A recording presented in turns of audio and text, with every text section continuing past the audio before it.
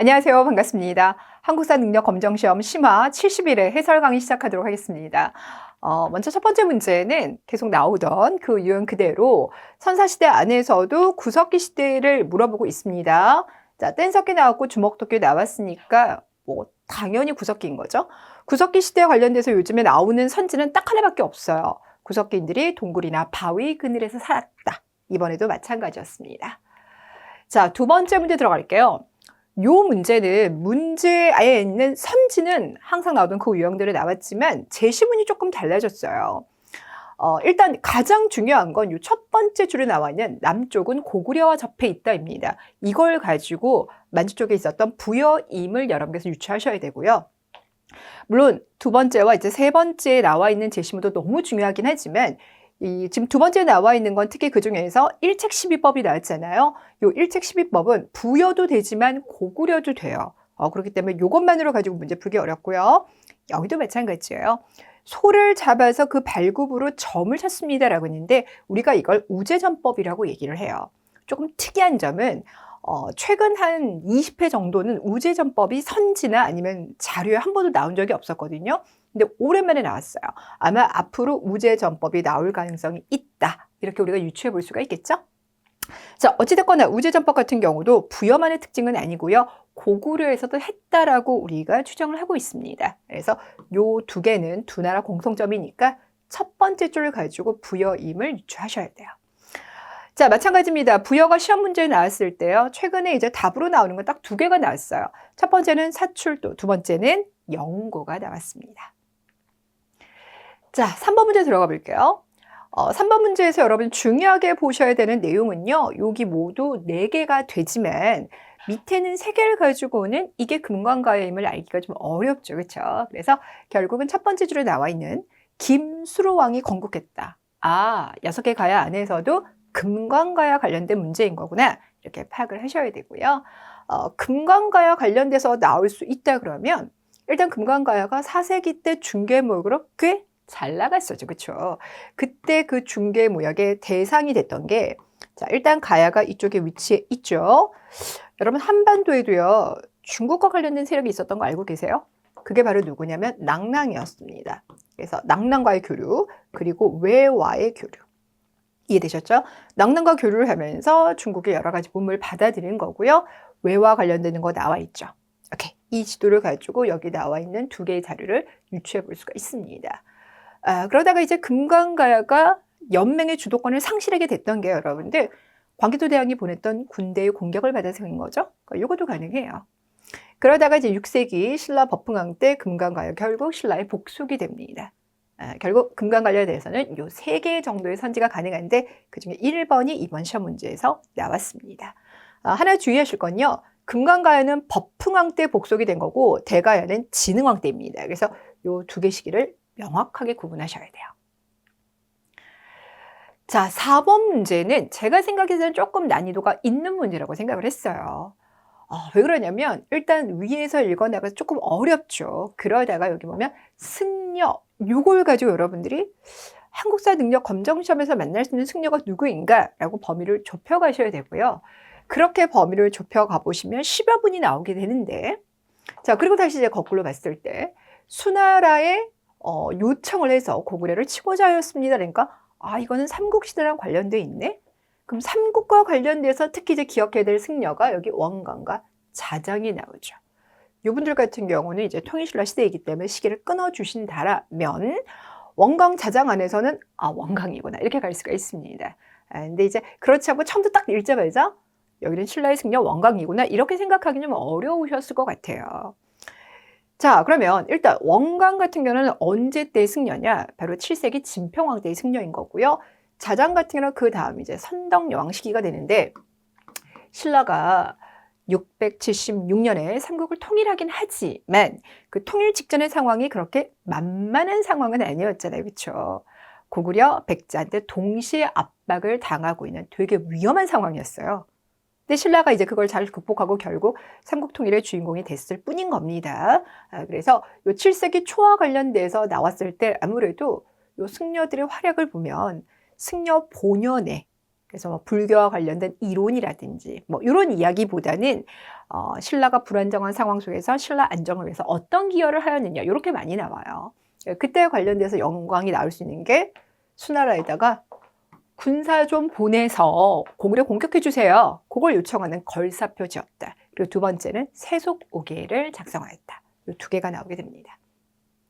뭐 일단 원관 관련된 건 두 개 선지밖에 나올 게 없기 때문에 이렇게만 파악해 두시면 앞으로 유사 문제도 충분히 헤쳐나가실 수 있을 것 같아요. 자, 5번 문제는 너무 평이하게 났죠. 백제의 왕중에서 도읍을 사비로 옮겼다.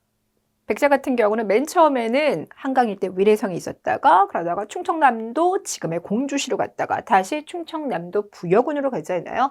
그 부여군이 이제 옛날에 사비성이었습니다. 바로 6세기 성왕 때의 모습이고요. 나를 보니까 이제 백제 안에서도 불교를 받아들였다라고 했으니까 4세기 침유왕. 고구려 평양성을 공격하고요. 황해도 일대까지 차지하였습니다. 그랬는데 백제 같은 경우는 한강 일대에서 출발한 나라이기 때문에 여기가 시작점이고요. 황해도는 요 위쪽이에요. 그러니까 북진을 했다 이렇게 볼 수가 있겠죠. 백제 최대의 영토를 확보했다 그러면 4세기 근초강입니다. 두 분 중에선 순서가 이분이 먼저이죠. 그러니까 여기가 1, 2, 3 이렇게 순서가 진행이 됩니다. 6번 문제도 되게 평이해요. 신라의 왕 중에서 국호를 신라라고 확정을 하고요. 신라의 왕을 왕이라고 하는 중국식 호칭을 썼다라고 하면 6세기 지증왕밖에 없고, 지증왕 시기하면요 여기 그러니까 요거 국내 상황 관련돼서 요 세 개가 나올 거고요. 정복전쟁과 관련돼서는 지금의 이제 울릉도 옛날에 우산국이었죠. 우산국 복속시켰다밖에 나올 게 없어요. 그래서 지증왕 관련돼서 나올 수 있는 모두 4개의 내용이 전부 다 나왔습니다. 대단히 평이했어요. 7번 문제입니다. 자, 7번에서는 해당하는 이제 이 설명을 보고 밑에 이제 5개의 사진이 나왔잖아요. 그 중에서 어떤 겁니까? 이렇게 찾아보는 건데, 일단 여기 보면 이제 경주에 위치해 있다. 그럼 신라 아니면 통일신라. 8세기 경이다라고 했으니까 이건 통일되고 난 다음이구나 이렇게 생각해 보고요. 그리고 난 다음에 이제 불국사에 있다 이렇게 했으니까 불국사에 가보시면 대웅전 바로 앞에 2개의 탑이 있습니다. 보통 2개의 탑이 동시에 있을 때는 모양이 똑같아요. 근데 불국사는 너무나 재미있게 우리가 일반적으로 생각하는 전형적인 3층 석탑도 있지만 바로 그 옆에는 이형탑의 대명사 다보탑도 같이 하고 있어요. 그래서 아주 전형적인 탑이랑 아주 크게 변형을 시킨 두 탑이 동시에 마주보고 있는데, 어렸을 때 봤을 때는 느낌이 너무 달라, 통일성이 없어 이렇게 생각했는데 점점 저도 이제 취향이 쌓이다 보니까 이렇게 다른데 매력 있네 라는 생각을 많이 하게 돼요. 근데 개인적으로 제가 너무너무 좋아하는 두 탑이 바로 이제 불국사에 있는 이 두 탑이 되겠는데, 맨 밑에 보시면 무구정강태 다란이경이 나왔습니다 라고 했는데, 요건 현존하는 최고의 목판 인쇄물이죠. 어디에서 발견이 됐냐? 불국사 3층 석탑에서 발견이 됐어요. 거기 이제 5개의 사진 중에서 불국사 3층 석탑 하면 신라가 삼국을 통일하고 난 다음에 밑에다가 이제 2단, 먼저 이제 베이스를 깔고요. 위로는 3층 탑을 올렸죠. 그래서 아주 안정적인 모습. 아마 거기서 5번인가 그럴 거예요. 그래서 그거 찾으시면 돼요. 자, 8번에 가볼게요. 8번 문제는 글쎄요, 여러분이 공부하신 정도에 따라서 되게 쉽다 아니면 약간 헷갈린다 이렇게 생각할 수 있을 것 같은데요. 여기 나와 있는 붉은색 키워드 중에서 가장 신경을 쓰셔야 되는 건요, 마지막에 나와 있는 안동도후부입니다. 이 안동도후부 같은 경우는 고구려를 무너뜨린 당나라가 고구려를 통치하기 위해서 만든 군사 통치기구예요. 그러니까 이걸 보고 이거는 그러면 7세기 삼국통일 과정이네 라고 생각하시면서 고구려 멸망과 관련되어 있는 상황이구나, 이걸 파악하시는 거예요. 이해되셨죠? 자, 그리고 난 다음에 이제 봤을 때 저기 황제라고 했으니까 여기는 당나라 황제가 뭐 이런 얘기가 되겠죠.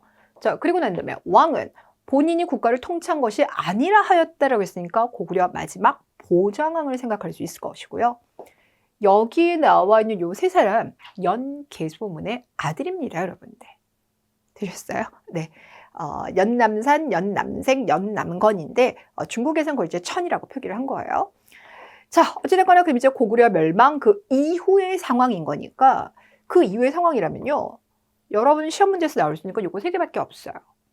고구려 사람들이 부흥운동을 했을 때 그들이 이제 왕으로 추대했던 인물이 안승이죠. 그래서 안승 관련된 이야기가 나오거나 신라와 당나라가 전쟁했던 것 중에서 마지막 전투 2개가 나오거나.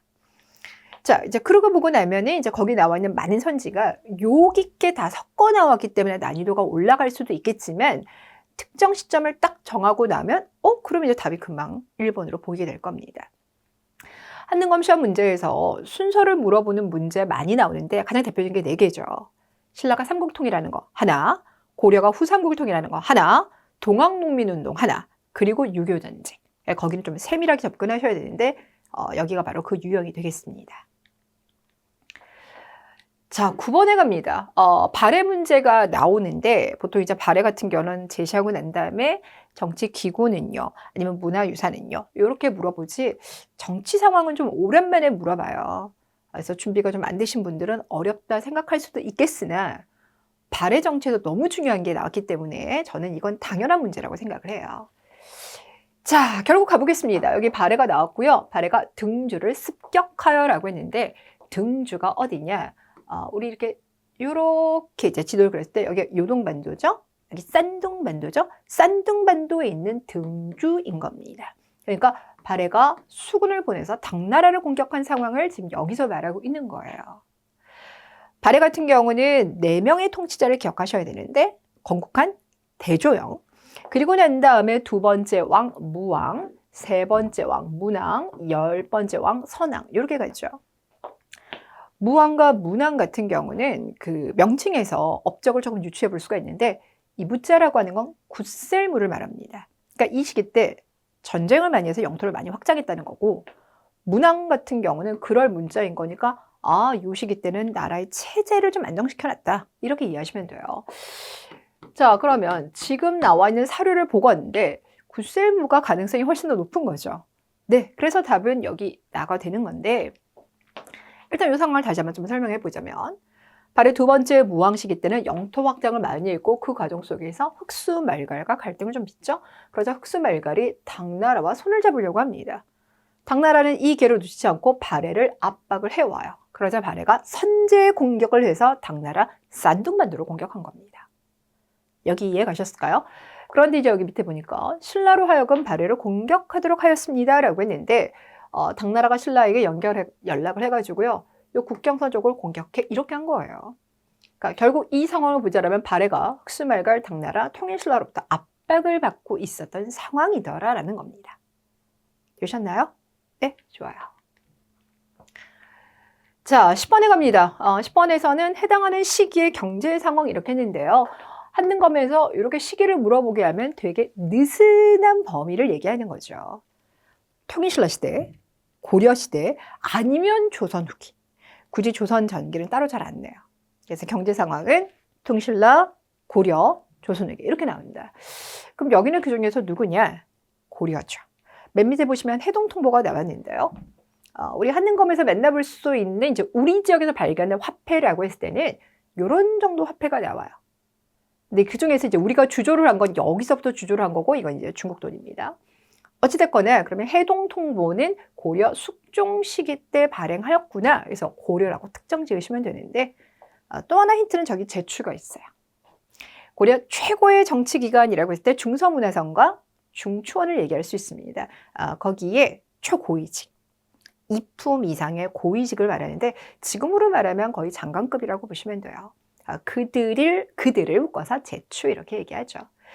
자, 그럼 이제 고려시대에 관련돼서 나올 수 있는 것 중에 병난도가 제일 많이 나와요. 아니면 이제 한능검에서는 시전을 감독하기 위해서 경시설을 두었다. 이것도 나올 수가 있고, 최근에 잘 안 나오긴 하지만 이제 문익점이 고려 말에 목화를 들여왔습니다도 가능합니다. 11번. 11번은 경제사 준비를 안 하신 분들은 조금 많이 어려우실 수 있을 것 같아요. 근데 경제사를 준비했다 그러면 되게 평이하고 또 평이하지만 그래도 중요한 걸 물어봤기 때문에 이거 나왔네 라고 되게 반갑게도 여길 수 있는 그런 문제입니다. 이 문제를 제대로 푸시기 위해서는 고려 전기 때 왕들, 핵심적인 왕들은 순서별을 하실 수 있어야 돼요. 자, 역분전인 첫 번째 나와 있죠? 역분전은 태조가 고려를 건국하고 후삼국을 통일하는 과정 속에서 이제 농공 행상을 좀 해줘야 될 거 아니에요. 그때 신하들에게 나눠준 토지를 역분전 이렇게 얘기를 합니다. 그리고 여러분이 다 알다시피 이제 고려는 토지 제도를 전식과라고 했잖아요. 전식과를 처음 만든 건 경종 때예요. 그러다가 이제 목종 시기 때 한 번 고쳤고요. 문종 시기 때 다시 고친 건데 여기를 보시면 전식과를 개정하였다 이렇게 쓰니까 고친 걸 말하죠. 그래서 이제 이 상황이 목종 시기 때 개정 전식과가 돼요. 이제 그거를 파악 못 하신다면 이제 이렇게도 답이 될 수는 있습니다. 근데 이제 또 하나 힌트는 여기 군인들에게 줬다라고 하는데 이 전식과 안에서도 누구에게 줬느냐에 따라서 그 토지 명칭이 달라지는데 군인들에게 준 걸 군인전이라고 해요. 그게 개정 전식과 때 나와요. 왜 그러냐면 요 성종 시기 때 거란과 싸운 거 아시죠? 거란 1차 침입. 이 거란 1차 침입을 물론 서희가 외교도 한판 잘해서 우리가 쉽게 이겼던 것도 있지만 또 위쪽에 있었던 병사들의 활약상도 있기 때문에 그런 것들이 이제 고려가 돼서 군인전이라게 만들어진 거예요. 아니면 여기 맨 밑에 보시면 어떤 틀 안에 들지 못한 사람, 전식과나 나중에 조선시대도 과전법이나 이런 거는 이거 등급을 모두 18개 등급으로 나눠가지고요. 관리들의 직급에 따라서 이제 너는 1과 줄 거야, 너는 10과 줄 거야, 너는 18과 줄 거야 이렇게 구분하는 거거든요. 근데 이제 그 체계 안에 못 들어갔다. 지금으로 말하면 연봉 체계 안에 못 들어간 거예요. 그렇게 연봉 체계 안에 들지 못한 자들을 위해서 따로 17결을 지정해 놨는데 요거를 들지 못한 자들이다. 그래서 한해과다 이렇게 얘기를 해요. 여기까지 나오게 되면 난이도가 되게 많이 올라가는데 요즘 한능검에서 그렇게까지 물어보는 건 아니라서 요걸 가지고 유출을 하셔야 돼요. 근데 만약에 여러분들이 실수를 하셔가지고 이게 아니라 그냥 전식과니까 여기서 생각할 거야 라고 해도 문제는 풀려요. 여기 안에서 왕종에서 2번 답이 광종이거든요. 다행히 성종대가 없어가지고 광종만 있어서 답은 찾으실 수가 있으셨을 겁니다. 그런데 오랜만에 이 고려 전식과가 이렇게 나왔다는 건 앞으로 시험 문제에서도 나올 가능성이 높다라는 거니까 이 문제를 좀 잘 챙겨두셨으면 좋겠습니다. 자, 12번 문제인데요. 12번 문제는 일단 한 인물을 두고요. 삼국사계에도 있고 고려사에도 있어요. 그럼 무슨 말이냐면 그러니까 그 통인신라, 발해, 그리고 이제 고려, 그 넘어가는 그 시기 때 걸친 사람이라는 거예요. 그럼 그때 걸친 사람이다라고 하면 궁예, 왕건, 견훤 이런 사람 생각할 수 있겠죠.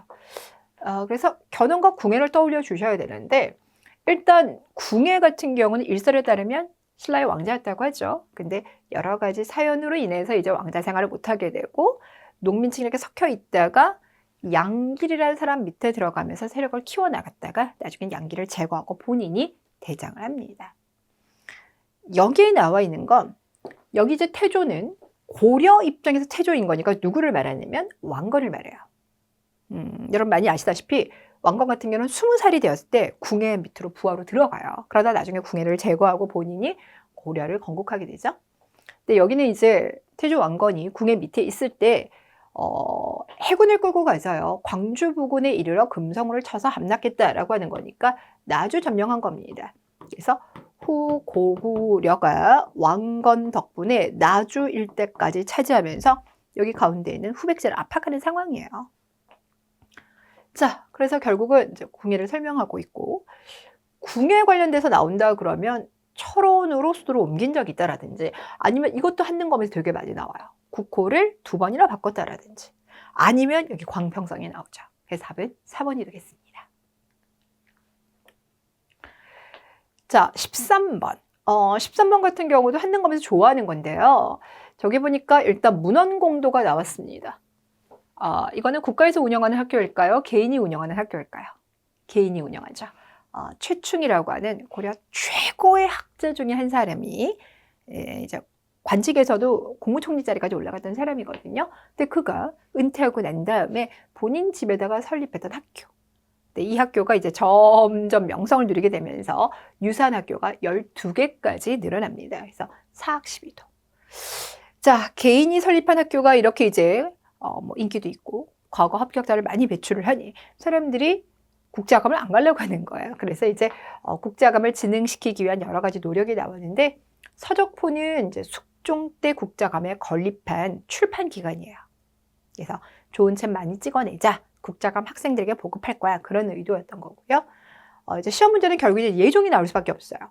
제가 여기 공민항 써놨지만 공민항 시기 때 국자감을 이제 성균관으로 이제 계층하고 난 다음에 좋은 교사 많이 배치하는 건 시험에 그렇게 잘 나오지는 않아요. 그러니까 거의 요거 아니면 숙종 때가 나옵니다. 자, 그런데 요 문제에서는 이제 예종 때 만들어둔 7개의 전문 강좌. 그러면 이제 과거 시험 합격하기 위한 전문 강의 딱 깔아두고 난 다음에 여기 가지 말고 여기 오세요 이렇게 홍보하는 거죠. 요게 선지로 들어갔습니다.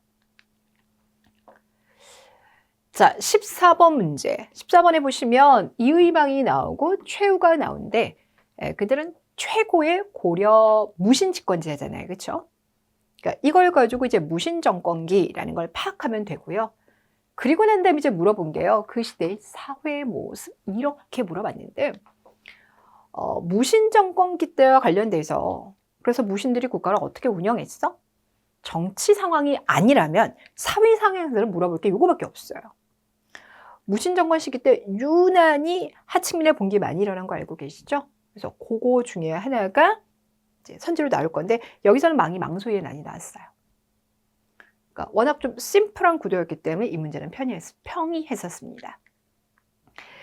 자, 15번 가에 대한 고려의 대응으로 옳은 것은 그랬는데 박서가 보이죠. 한능검에서 송문주가 종종 나오기는 하지만 뭐 선지로도 나오고 그게 정답이 될 경우도 있지만 그래도 여러분들이 송문주보다는 이제 박서 이름 하나 가지고 이 문제 푸시면 돼요. 자, 고려는 많은 전쟁을 거쳤는데 그중에 세 번째로 이제 우리를 침략했던 게 이제 몽골이 되겠습니다. 몽골과의 1차 싸움에서 4개월 넘게 귀주성을 지킨 인물이 박서예요. 되셨죠? 그래서 이 박서는 반드시 기억하시고 그럼 이제 몽골 관련된 것과 관련돼 알 수 있다면 최후가 강화도로 천도한 거라든지 김윤우가 활약한 거라든지 삼별초가 진도나 제주도까지 옮겨간 거 이런 게 답이 되겠죠? 자, 그거 말고도 나올 수 있는 게 여기 소라고 하면요. 고려시대 때 있었던 특수행정구역인 거 알고 계시죠? 특수행정구역 주민들이 저항했을 때 대표적인 게 다임철수라는 곳이에요. 철을 만들었던 사람들인 거니까 기본적으로 철 가지고 무기도 좀 만들었겠죠? 근데 그런 지역이 이제 몽골로부터 침입을 받았을 때 이 지역 사람들이 저항했다라는 겁니다. 자, 이번에는 16번 가볼게요. 16번에서는 이제 여기 제시하고 난 다음에 해당하는 시기의 국가유산이 아닌 것은 이렇게 했습니다. 거기 나와 있는 이제 5개의 문화유산 중에서 일단 나머지 4개는 우리가 보통 공예품이라고 말하는 것들이나 아니면 이제 탑이 있는데 5번 같은 경우는 이제 회화가 나왔어요. 아마 여러분이 생각하셨을 때 회화하면 거의 조선시대 걸로 알고 계실 거예요. 그렇기 때문에 이제 답을 5번이다 이렇게 생각해 볼 수도 있을 것 같고요. 아니면 고려시대 같은 경우는 이제 공예 기술이 워낙 뛰어났기 때문에 공예와 관련돼서는 이렇게 글로 나오진 않고 지금 보이는 것처럼 사진 자료를 많이 나오니까 그걸 한 번에 묶어두시는 것도 괜찮아요. 일단 청자 색깔 너무 잘 뽑아낸 거. 네. 개인적으로는 저는 이 청자 전시를 정말 잘했던 곳이 리움미술관이라고 생각하거든요.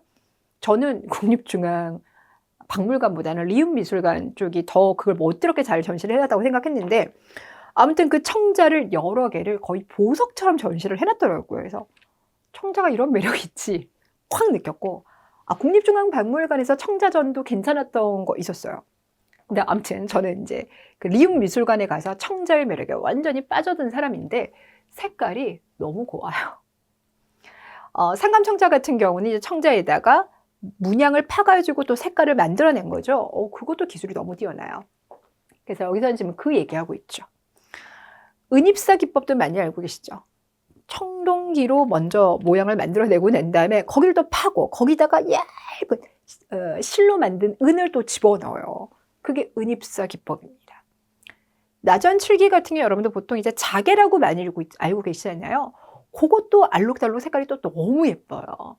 그래서 이런 것들은 고려 공예 기술을 정말 압축적으로 보여주는 그런 문화유산이 되겠고 고려도 그림이 있어요. 근데 이제 고려의 그림이다 그러면 거의 대부분 이제 불교화와 관련된 게 나와요. 근데 이제 불교화 안에서도 종류가 여러 가지가 있는데 사경화 같은 경우는요. 불경 같은 거를 이제 써요. 책을 만들어요. 근데 이 책이라고 하는 게 글로 가다 보니까 좀 사람들이 지루할 수 있잖아요. 그러니까 가장 첫 번째 페이지는요. 그 뒤에 있는 내용을 한 번에 압축한 그림을 넣어둬요. 그런 게 이제 사경화예요. 그런 것도 있고. 그다음에 이제 건축 쪽에서는 뭐 이런 것도 나오는데 어찌됐거나 지금 나와 있는 4개의 선지는 여기 쪽에서 나온 거예요. 5번만 조선 후기 회화입니다. 그래서 이 문제도 평이했습니다.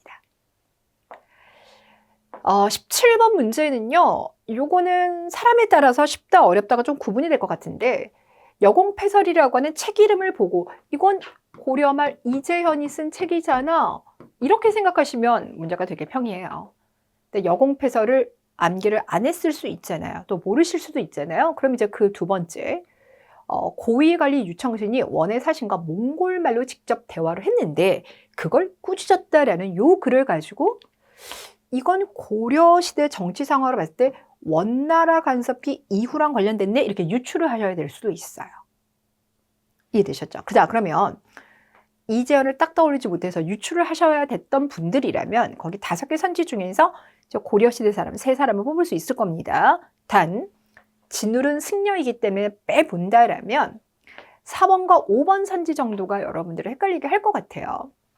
자, 그럼 이제 고려시대 때 이규보가 동명응편을 지었다. 이것도 생각날 거고 이재현이 원나라에 있는 망건당에 가서 원나라 학자들과 교류가 그래서 성략을 받아들였다. 이걸 아시는 분들이라면 이제 이 두 사람 중에 헷갈릴 것 같은데 시기를 가보자라면 이규보 같은 경우는 무신정권 때 인물이에요. 이 시기는 무신들이 최고의 권력자였기 때문에 문신들이 뻗어나가기 어려웠는데 그 문신들 안에서 재상반열까지 올라갔던 사람이 이규보예요. 그러니까 실력도 뛰어났지만 뭐라 그럴까요? 기회를 잘 낚아챈 사람이에요. 네. 그래서 어찌됐거나 무신들 안에서 독보적인 문신이었기 때문에 이규보는 이 시대와 연결시켜서 꼭 기억하셔야 될 인물인 거고요. 이재현 같은 경우는 저기 만건당 그걸 가지고 원나라 간섭기 때 살았던 사람이네 이렇게 생각해 보실 수 있어요. 그러니까 결국 고려말. 답은 그래서 몇 번이냐면 5번이에요. 자, 18번입니다. 18번 같은 경우는 여기 하회마을을 통해서 여기 안동이네 이렇게 생각할 수 있을 것 같고요. 아니면 안동에 가면 봉정사, 극락전이 있으니까 안동 이렇게 생각할 수도 있을 것 같고 아니면 이황의 고향이라 이황이 정계 은퇴하고 난 다음에 제자를 양성했던 곳이 또 안동이잖아요. 그리고 이제 무엇보다 다시 거꾸로 올라갔을 때 공민왕이 피난 곳던 곳도 안동이에요. 자, 그러면 이제 안동 관련돼서 나올 수 있는 것이 뭐 일단 나머지는 전혀 헷갈릴 거 없을 것 같은데 1, 5번은 조금 헷갈릴 수 있을 것 같거든요. 자, 1번 먼저 한번 보세요. 왕건과 관련된 전투 중에서 공산전투와 고창전투 되게 많이 나오죠. 공산전투 같은 경우는 왕건이 견훤한데 진 전투예요. 어디 졌냐? 대구에 가면 팔공산 있죠? 그 팔공산 인근에서 벌어지는 공산전투에서 졌어요. 근데 3년 있다가 안동에서 다시 한번 견훤과 격돌을 했는데 그때가 고창전투입니다. 이게 답은 1번이에요. 그 5번에서 황산이 어디냐? 남원이에요. 네. 자, 남원이라고 하면 여기 지리산 쪽인 거니까 여기 깊숙이 들어가야 되겠죠? 왜구가 남원까지 들어왔는데 이때 이성계가 요 일대를 지키던 장수였었어요. 그가 군대를 끌고 가서 왜구를 격퇴시켰고 그 덕분에 이 남부지방에서 명성이 어마무시해지죠. 참고로 이성계 쪽은요, 그 집안이 요 함흥 지역, 함경도 일대에 있었던 집안이기 때문에 이 남쪽 지역 사람들에게는 이성계의 이름이 그렇게 유명할 리가 없잖아요. 그렇죠? 근데 이 남원 지역에서 왜구를 격퇴하고 난다면 남부 지방에서도 이성계의 이름이 뜨고 나니 결국 이런 걸 바탕으로 해서 조선을 건국하게 됩니다. 자, 19번 가볼게요. 자, 19번에서는 일단 조준을 통해서 그는 정도전과 더불어 급친파 사대부였네. 그렇다면 저 임금은 조선 태조 이렇게 유추해 볼 수도 있을 것 같고요. 아니면 김사형이라는 저 인물은 여러분들은 잘 모르실 수 있을 것 같아요. 태종 시기 때 만들었던 혼일강리 역대 국도지도 있죠. 근데 그거 제작했던 인물이에요.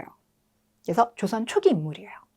그래서 조선 초 때 도읍을 정할 땅 이랬으니까 조선 태조 시기 때인 거고. 의외로 태조 이성계와 관련돼서 조선 건국 이후의 상황은 별로 나올 만한 선지가 없어요. 예를 들어서 이제 정도전과 관련된 이야기가 나오거나 아니면 정도전과 이방원의 갈등이 나오거나 그도 아니라면 문화유산 안에서는 천상열차 분야 지도만 나오게 됩니다. 이성계 자체의 활동은 오히려 조선건국 이전, 위화도 해군이라든지 그런 때 나오고요. 조선건국 이후는 주변 인물들과 관련돼서 나오게 됩니다. 자, 가기구를 물어봤습니다. 네, 가를 봤더니 변방의 국방 문제 이렇게 나왔죠. 그럼 어차피 그거 도병만사 아니면 비변사인데 왠지 여기서는 도병만사는 아닐 것 같은 거예요. 왜냐면 이제 문제가 나와 있는 배열을 보니까 이거 조선시대잖아요. 자, 조선의 기본 정부 조직은 얘네들이지만 중종시기 때 비변사라고 하는 군사 회의체를 만들어놨고 그게 나중에 이제 외라를 거치면서 국정 최고 기관이 된 거라서 얘를 말해요. 비변사 관련되면요. 중종 시기 때 비변사 처음 만들었다. 명종 시기 때 상설화되었다. 선조 때 외란 거치면서 최고 기구가 되었다가 19세기 때는 외척이 이곳을 기반으로 정권을 장악했다. 흥선된 곳에 없앴다. 전부 나올 수 있는 산지가 이 정도가 됩니다. 자, 21번. 이 문제는 한능검에서 제가 생각하기에는 한 3회에 걸쳐서 2번 정도? 나오고 안 나오고 이 정도로 정말 많이 나오는 거죠. 19세기 사화 중에서도 을사사화가 되겠는데요. 중종 같은 경우는 이제 큰아들이 인종이에요. 근데 인종이 되게 빨리 죽어요. 그래서 둘째 아들 명종이 왕이 되는데 인종내 엄마 쪽도 윤씨, 명종내 엄마 쪽도 윤씨. 그러다 보니까 인종내 외갓집 쪽은 대윤이라고 하고요. 명종내 외갓집은 소윤이라고 해서 명종직위 천년에 이 집안들이 싸우게 되는 거예요. 인종이 좀 오래 살았다면 그런 일이 벌어지지 않았겠지만 일찍 사망했기 때문에 이렇게 왕비 집안들끼리 싸우게 되는 상황입니다. 결국은 누가 이겼을까요? 이쪽이 당연히 이기겠죠. 그렇죠? 자, 이 과정 속에서 살인들이 같이 피해를 입은 것이 을사사화가 되고요. 얘는 항상 나오는데 답은 항상 정해져 있어요. 왕실 외척 집안 간의 다툼으로 살인이 피해를 같이 입었다. 이렇게 나옵니다. 자, 22번입니다. 22번 문제는 보는 사람에 따라서 조금 어려울 수도 있을 것 같아요. 나는 너무 쉬운데 저기 이괄이라고 하는 저 사람 이름이 명확하지 않다면 이건 뭔가 싶을 수도 있을 것 같아요. 자, 결론부터 말했을 때 조선의 인종 아니고 인조, 이 인조 같은 경우는 즉위할 때도 서인들이 일으킨 인조 반정을 통해서 즉위했어요. 그렇죠? 근데 즉위하고 바로 다음 해 때 이괄이 난을 일으키면서 곧장 피난을 가야 되는 상황까지 벌어져요. 그러다가 다시 또 4년 있다가는 후금이 쳐들어오고요. 다시 10여 년 있다가는 청나라가 쳐들어오는, 즉 다시 말해서 인조는 즉위 과정에서 후반부까지 고난이 너무 많았던 왕이에요. 자, 가 같은 경우는 지금 요 상황을 다루고 있고요. 나 같은 경우는 소현세자가 청나라 심양까지 갔습니다라고 했으니까 병자호란 이후가 되는 겁니다. 자, 그럼 이제 중간에 들어간다 그러면 정묘호란이 나오거나 병자호란의 진행 과정이 나오면 되겠죠. 그래서 이제 답이 5번이 나와요. 남한산성 하면 인조가 병자호란 때 피난 갔죠? 이렇게 그거와 연동시키시면 될 겁니다. 자, 23번이에요. 23번도 되게 많이 나오는 사료라서 좀 익숙하실 것 같은데 일단 최조공이 나왔는데 최조공이 활동했던 시기는요. 조선 22번째 임금인 정조 시기예요. 그럼 여기에 나와 있는 난전, 이게 바로 뭐냐? 조선에서는 일단 기본적으로 장사할 수 있는 허가증을 받은 사람들이 있죠. 그중에서 한양 안에서 장사할 수 있는 허가증을 받은 사람들은 시전상인이라고 해요. 지금 이제 종로거리에 국가가 시전을 만들어두고 이들에게만 장사를 허용합니다. 대신에 이제 이들에게는 많은 의무가 부여되긴 하죠. 근데 조선 후기가 되면 동대문 쪽, 남대문 쪽에서 허락받지 아니하는 상인들이 활동을 하는데 시전 상인들 입장에서 그들은 뭐가 되냐? 난전. 됐죠. 그래서 조선 후기에는 야 시전들아 너희들이 난전 관리해도 돼 라고 해서 금난전권을 허용했습니다. 하지만 이제 정조 시기 같은 경우는요. 이 시전들이 너무 난전을 압박하네. 그러면서 그들이 독점권을 누리고 있네. 이건 시대 상황이 맞지 않아라고 해서 통제 권한을 거의 축소시켜버려요. 이걸 이제 신의 통공이라고 얘기를 합니다. 자, 다시 말해서 정조는 한양에서는 시전이든 난전이든 장사하고 세금 내 라고 해서 상업행위를 활성화시켜줘요. 그게 3번이에요. 자, 24번에서는 조선과 청나라 사이 비석 이야기가 나왔는데요. 요거 숙종시기 때 있었던 백두산 정계비예요. 백두산 정계비가 은근히 한능검에서 선지로 나오는 경우가 좀 있습니다. 파악할 수 있는 건 이제 압록강과 토문강이 되겠죠? 우리가 일반적으로 국경선을 봤을 때 백두산을 기준으로 해서 압록강, 두만강 이렇게 했는데 우리는 저 토문강을 두만강이라고 해석하는 게 아니라 여기 있는 송화강 지류라고 해석을 해서 여기도 우리 거야 이렇게 우리 해석을 해요. 그럼 이 땅이 바로 뭐냐? 간도예요. 어찌됐거나 그래서 이제 숙종 시기 때 국경선과 관련돼서 나오는 비석이 이제 백두산 정계비가 되겠고, 근데 숙종 시기 때는 환국을 비롯해서 사건이 워낙 많다 보니까 환국을 이렇게 심플하게 표현하거나 아니면 황국 안에서 남인이 축출되거나 남인이 권력을 잡거나 서인의 대표 주자였던 송시열이 축출되거나 그 어떤 것도 출제 가능해요. 얘가 나오면 되게 식배되고요. 여기가 나오게 되면 좀 어렵게 되죠. 인물의 이름을 명확하게 명시했기 때문에 좀 난이도가 올라갑니다. 마지막 하나 더 나올 수 있는 건 숙종 시기 때 금이영이라 해서 조선 후기 중앙부 중에 마지막 군대가 이때 만들어져요. 25번 문제는 좀 간단하죠. 우리나라에서 이제 서체와 관련돼서 나올 수 있는 인물하면 조선 후기 김정희 아니면 이광사인데 한능검에서는 이광사 이야기는 잘 안 해요. 거의 글씨 이야기하면 99.9%가 김정희 얘기합니다. 그래서 조선 후기 추사 김정희고 김정희 하면 나올 수 있는 게 이분이 비문 해석을 되게 잘하죠. 그래서 신라 시대 때 만들었던 북한산 비, 그게 진흥왕 시기 때 만든 거라고 명확하게 고증을 합니다. 자, 26번을 봤더니요. 이 첫 번째 줄이 제일 중요해요. 국망과 중앙관청에 소속된 노비 이렇게 했는데요. 이거 쉽게 말하면 국가에 소속된 거고요. 우리 국가 소속 노비를 공노비라고 하잖아요. 공노비 6만 6천여 명을 해방시켜줬던 게 순조입니다. 자, 그럼 이제 순조를 물어보면 되는데 여기서는 시기라고 했으니까 순조를 포함한 19세기 또는 조선 후기 이렇게 유추해 보시면 돼요. 자, 그럼 이제 나머지 4개는 조선 후기인데 하나만 조선 전기였던 거예요. 이게 2번인데 잘 보셔야 돼요. 우리가 일본과 교역을 해요. 임진왜란 전, 조선 전기 때는 부산포, 연포, 제포 3곳을 허용했습니다. 그렇죠? 자, 그러면서 이제 외란 이후에는 그 중에 한 곳만 허용할 거예요. 부산. 됐죠? 근데 여기서 연포가 나왔기 때문에 조선 전기 3포 중에 하나라서 얘는 조선 전기가 돼요. 자, 27번. 안동깁시 나왔으니까 요거는 이제 19세기 세도 정치잖아요. 19세기 세도 정치하면 문제가 되게 심플해요. 그래서 이때는 보통 농민봉기 많이 일어났고요. 그래서 전국적으로 임술 농민봉기 일어났어요. 임술 농민봉기를 해결하기 위해서 삼정 이정청을 설치했습니다. 이거 되게 심플해서 답은 5번인데 여기 나와 있는 선지 중에서 이 3번 선지는 익숙하지 않을 거예요. 하지만 이번에 나왔기 때문에 앞으로 나올 가능성이 있다는 건데요. 일단 이필제라고 하는 이 사람은 동학교도예요. 자, 동학교도 이필제가 난을 일으켰다. 이거 언제 했잖아. 흥선대원군식이에요. 되셨죠? 그러니까 동학의 전반적인 세력 확장이라든지 아니면 교조 신원운동이라든지 사회적인 목소리를 내는 데 있어서 이필제의 난이라는 것도 앞으로 나올 가능성이 있기 때문에 챙겨두시면 됩니다. 28번은 한능검에서 매회 나오는 문제라서 좀 심플하죠. 이 순서는 알고 계실 것 같아요. 네, 미군이 침략할 거니까 1871년 신미양요인 거고요. 결국 그래서 척합이 세웁니다. 자, 29번 문제. 이거 조금 어려워요. 왜냐면 요 간행리정 문제를 한능검에서 잘 안 내는데 얘가 나왔기 때문에 얘 난이도 갑자기 훅 올라가거든요. 이게 뭐냐면 앞서 우리가 봤다시피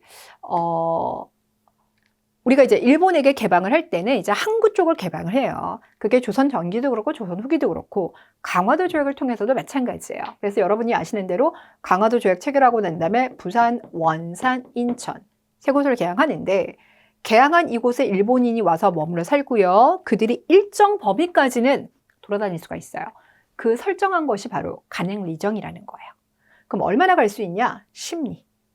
동서남북 10리까지는 다닐 수가 있는 겁니다. 여기 10리인 거예요. 그래서 이게 1876년 강화도 조약이 체결된 그때예요. 강화도 조약의 정식 명칭이 조일소 조균제 아시죠? 네. 그 졸소 조규 체결하고 난 다음에 거기에 따라붙는 부속 조약이 2개가 나오는데 그 중에 하나가 속약이에요. 이걸 모른다 하더라도 이게 1876년 강화도 조약과 관련된 거다. 요거까지는 알고 계셔야 돼요. 근데 이제 그 다음에 봤더니 이 십리가 백리가 됐으니까 범위가 늘어나잖아요. 그쵸? 근데 백리라는 것보다 더 중요한 건 영국과 체결했다는 거예요. 1883년에 영국과 소통상조약 맺어요. 이거 조금 어렵죠. 82년대에 미국과 조약 체결하고 그리고 83년에는 영국, 독일에게 문호를 개방해줘요. 이건 정확하게 연도를 아셔야 돼요. 자, 그리고 나면 이제 나오는 게, 자, 1876년 나와요. 1882년 나와요. 조청 상민 수륙 무역 장정 같은 경우도 이모군란 끝나고 난 다음에 나와요. 조일 통상 장정은 83년도예요. 이거를 모른다 하더라도 개항기 때 이 경제 관련된 요 조약들은 파악하셔야 되고요. 그렇다면 들어갈 수 있는 게 요 정도가 되는 거예요. 됐죠? 그래서 답이 4번인 겁니다. 조금 어려운 문제였습니다. 30번 가볼게요. 30번 같은 경우는 낯설어서 어렵다고 느낄 것 같은데 혹시 여러분들 처용무라고 들어보셨어요? 무는 춤이에요. 그러니까 처용이 쳤던 춤이란 뜻인 건데 처용은 누구냐? 통일신라 시대 때의 관리라고 추정되는 인물이에요. 근데 이 사람이 춤을 췄답니다. 보통 우리가 춤을 추면 기뻐서 추죠.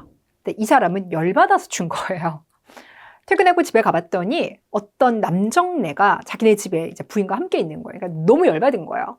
보통 열받으면 누구야? 너 나가! 이렇게 했을 텐데 이 사람은 춤을 췄다고 합니다. 근데 오히려 이 사람이 이 모습을 보고 그 남정네, 원래는 이제 나쁜 귀신이에요.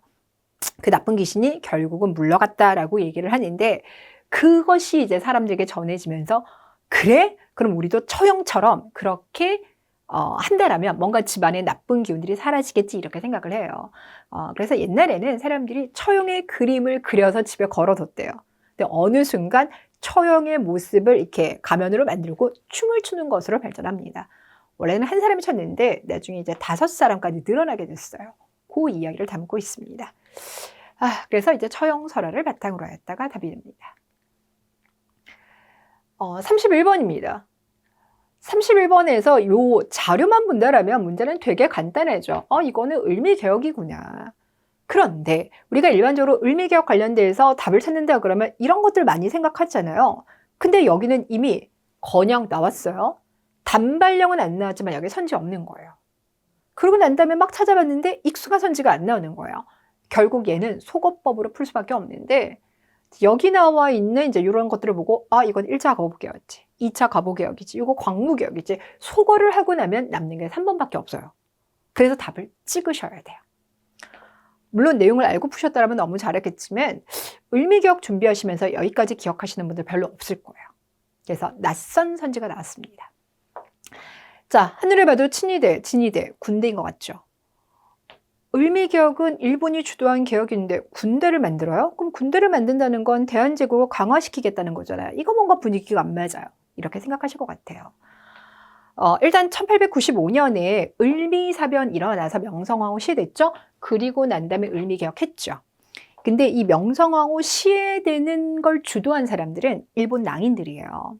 그러니까 어디 특정 사무라이 집단에 들어가지 않는 그냥 약간 개인 플레이하는 낭인들이에요. 근데 거기에 또 가담한 세력이 바로 누구냐? 훈련대예요. 훈련대는 당시 이제 우리나라 안에 있었던 중앙군인데 이 훈련대가 1895년 1월에 조직이 됐어요.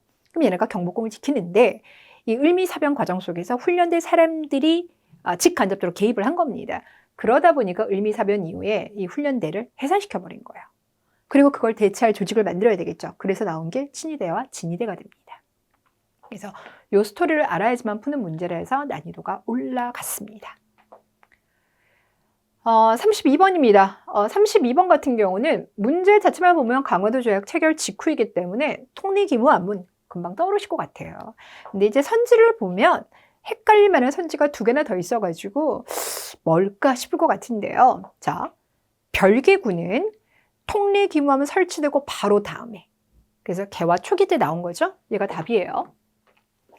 네, 신문지법은 1907년에 만드는데 이거 왜 만드느냐?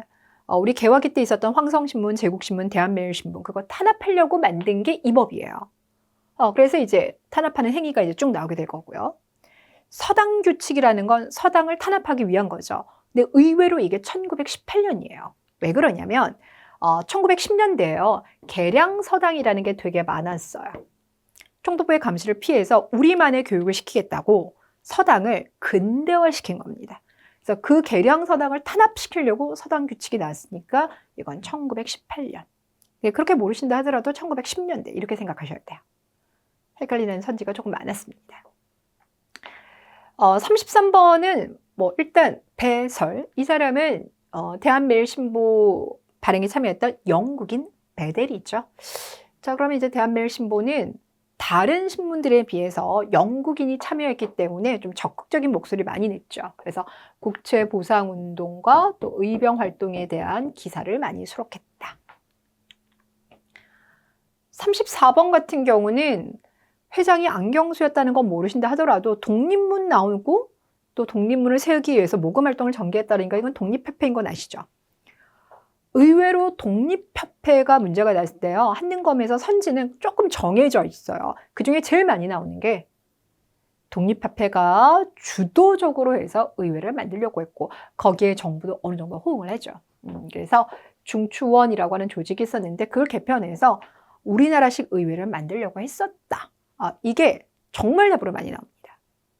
근데 이제 그거 말고는 이 두 개도 가능합니다. 자, 35번에서요. 일단 메가타라는 이름도 보이고요. 이 사람이 주도해서 기존에 썼던 백동화 쓰지 마 라면서 돈을 바꿔버리죠. 이게 바로 화폐정리사업이에요. 이 화폐정리사업이 이제 1905년에 일어나게 되는데 그럼 그와 관련된 것 이렇게 했을 때요. 러일 전쟁 일어나자마자 한일 의정서 체결하고 다시 얼마 안 가서 제1차 한일협약 체결하죠. 러일 전쟁 끝나고 을사늑약 체결하죠. 여기까지 알고 계시죠? 그러면 이제 여기 제1차 한일협약에 보니까 일본이 추천한 사람을 외교고문이나 재정고문으로 둬야 되는데 그 재정고문으로 온 사람이 바로 누구냐면 메가타예요. 그렇기 때문에 답이 5번이 됩니다. 자, 36번 같은 경우는 이제 해외의 독립운동 기지랑 관련돼서 나오는데요. 요거는 일단 여러분 머릿속에요. 서간도, 북간도, 연해주, 상하이, 하와이, 미국, 그리고 멕시코까지 쫙 정리가 돼 있어요. 요 표가 머릿속에 들어가 있어야 돼요. 됐나요? 자, 어찌됐거나 저기 보시면 이제 블라디보스톡이 나왔는데 블라디보스톡은 연해주에 있는 대표적인 항구 도시. 그 항구 도시에 가보면 또 한국인들이 사는 마을이 형성되어 있죠. 신안촌. 그만큼 연해주에는 한국인들이 많이 살고 있었는데 그들이 만든 단체 중에서 한능검에서 제일 좋아하는 건 권업회라는 단체입니다. 왜냐하면 초기 단체라서 그래요. 그러다가 이제 1914년에는 대한광복군 정부라고 해서 여러분 1914년이면 대한민국 임시정부보다 5년 앞선 겁니다. 최초의 망명정부도 연해주에서 조직이 됐어요. 연해주 기억해 두세요. 37번 같은 경우는 동양평화론만 보더라도 안중근인 건 아실 것 같아요. 안중근 같은 경우는 1909년에 이토 히로부미를 살살하면서 감옥에 투옥이 되죠. 그 기간 동안 동양평화론을 집필합니다. 그래서 그가 생각하기에는 한국과 중국과 일본은 어쨌거나 동아시아잖아요. 미우나 고우나 우리 함께 했던 시간이 있단 말이죠. 그래서 우리가 함께 손잡고 서구 열강들을 격퇴시켜야 되는데 일본이 을사늑약을 강요한 거 그건 이 동아시아 3국이 손잡는 걸 와해하는 행위이기 때문에 이토 히로부미는 이걸 지금 깨버린 나쁜 사람이다 이렇게 생각한 거예요. 그게 바로 동양평화론에 들어가 있는 내용입니다. 38번은 이제 일제의 강점기, 식민 통치 모습을 보여주고 있는데요. 이렇게 3단계로 나눴을 때 한국인들에게만 매질을 허용하는 조선 태영령을 지정한 건 헌병 경찰 통치랑 관련돼 있죠.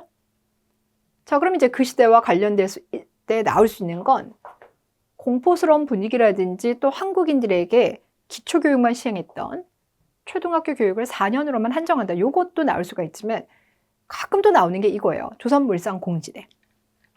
요거 1915년에 하면서 식민통치 5년 차가 된 거잖아요. 그래서 일제가 5년 통치해서 조선을 이만큼 업그레이드 시켰어. 이걸 보여주려고 만든 행사입니다. 요것도 종종 잘 나옵니다. 39번 문제, 요거 난이도가 있어요. 일단 회사령을 폐지한 건 이제 1920년. 이건 여러분이 너무 잘 아세요. 그래서 이건 실수가 없는데 한능검에서 농촌진흥운동이 잘 안 나와요. 그래서 농촌진흥위원회가 눈에 잘 띌지 모르겠어요. 농촌진흥운동은 일제가 1932년부터 추진한 겁니다. 1931년부터 일제가 만주를 쳐들어가면서 이제 본격적인 대외 침략을 단행을 하게, 더 이제 확장을 시키게 될 건데, 문제는 산미 증식 계획이나 이제 이런 것으로 인해서 이미 20년대 때 농촌 사회에서 소작쟁이가 되게 많이 일어났거든요. 소작 분쟁도 많이 일어났기 때문에 농촌의 불만이 되게 컸어요.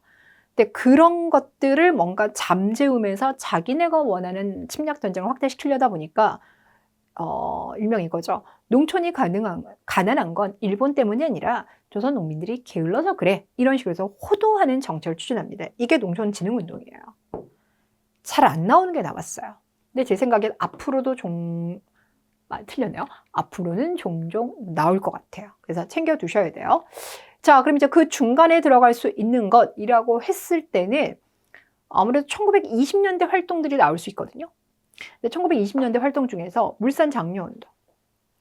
왜냐면 이제 일제가 관세를 폐지하게 될 거라고 이제 분위기를 만들었고, 그러면 일본의 물건이 더 많이 들어오잖아요. 그럼 조선의 기업들이 타격을 입을 가능성이 있다 보니까 국산품을 이용하자라고 하는 움직임이 나오게 됩니다. 40번 같은 경우는 이건 밀립대학 설립운동인 게 그냥 금방 보일 거예요. 그럼 시점을 특정 지어야 되는데, 자, 얘가 중요한 거죠. 경성제국대학을 일제가 세웠는데, 일제는 그러면 밀립대학 설립운동 전에 했을까요? 후에 했을까요? 밀립대학 설립운동이 일어나자 그걸 무마시키기 위해서 경성제국대학을 수립한 겁니다. 그래서 시점을 얘가 먼저, 그 다음 일제의 방해, 이렇게 보셔야 돼요.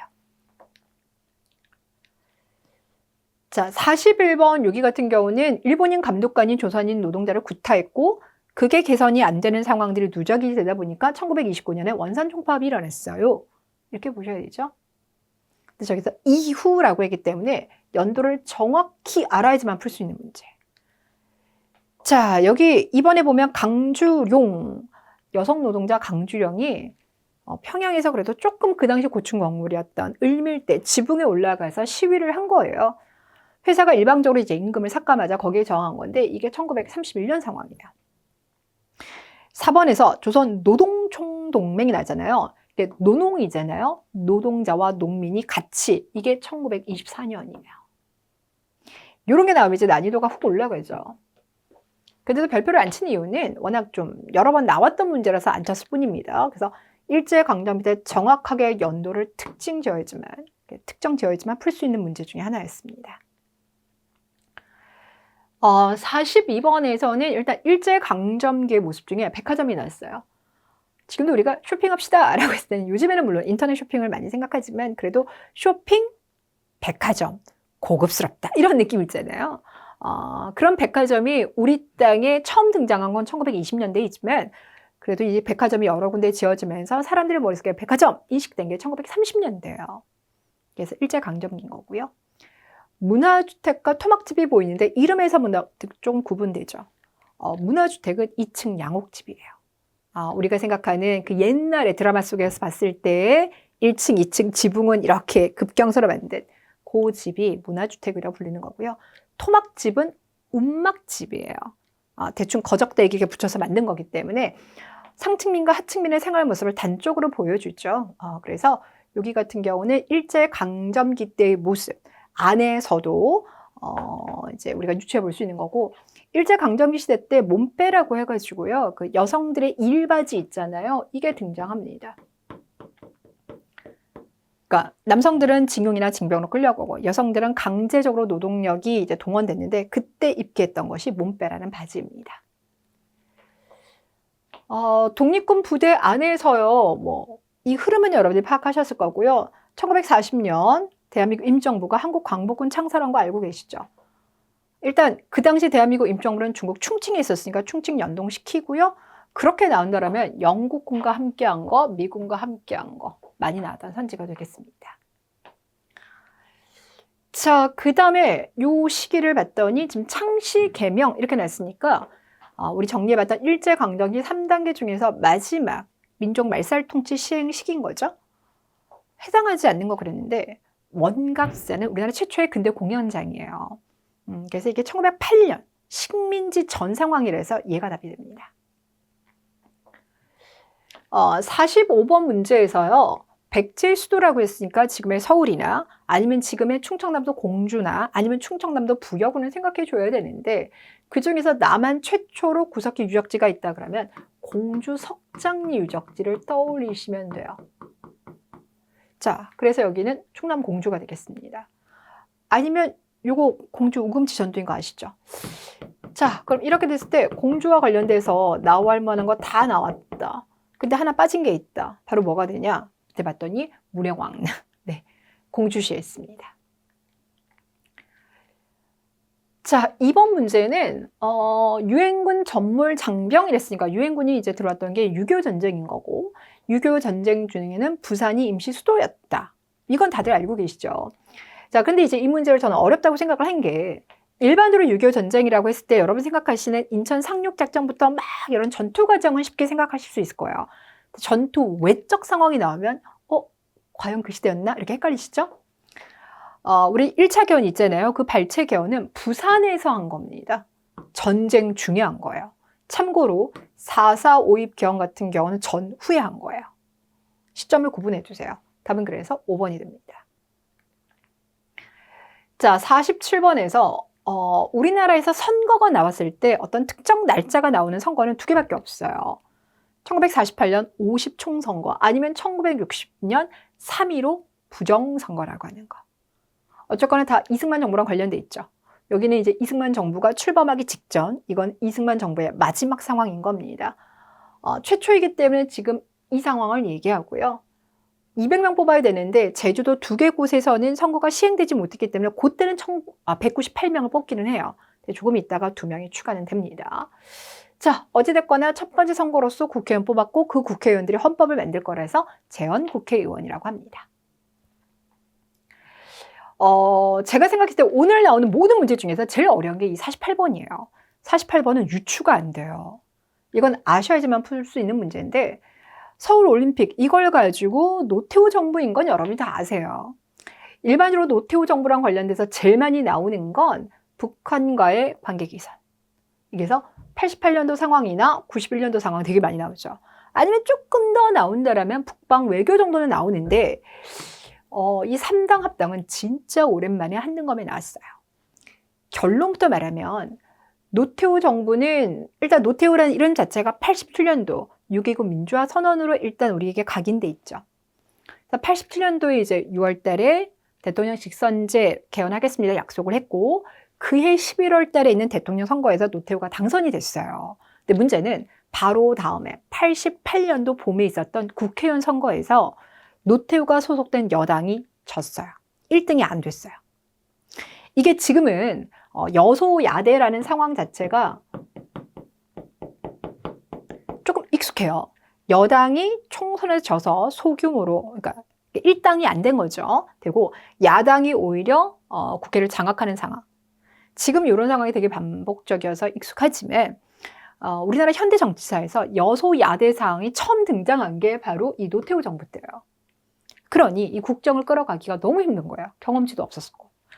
그런 상황을 이제 타개하기 위해서 노태우 정부가 그 당시 야당이었던 김영삼이 이끄는 야당, 김종필이 이끄는 야당과 손잡은 거예요. 그럼 여당에다 야당 2개가 손잡았으니까 3당 합당인 거죠. 그래서 국정 운영의 돌파구를 만들어낸 거예요. 여소야대 상황을 극복하기 위한 첫 번째 뭔가 돌파구. 이게 시험에 나올 수는 있는데 되게 오랜만에 나왔기 때문에 난이도가 올라갔습니다. 48번에서는 뭐 YH 무역사건 이렇게 나왔으니까 우리 집 민주화 운동 안에서도 유신체제 마지막 해랑 관련돼 있다는 건 파악되셨을 것 같아요. 일단 부산과 마산, 특히 여기는 야당 총재였던 김영삼의 정책 고향이었기 때문에 김영삼 씨가 국회의원직에서 제명당했다는 게 그 당시 엄청난 반발을 불러일으켰죠. 그래서 결국 이게 이제 진압되는 과정 속에서 박정희 대통령이 암살되고 유신체제가 붕괴가 됩니다. 마지막 같은 경우는 지금 남북 정상회담이 나왔어요.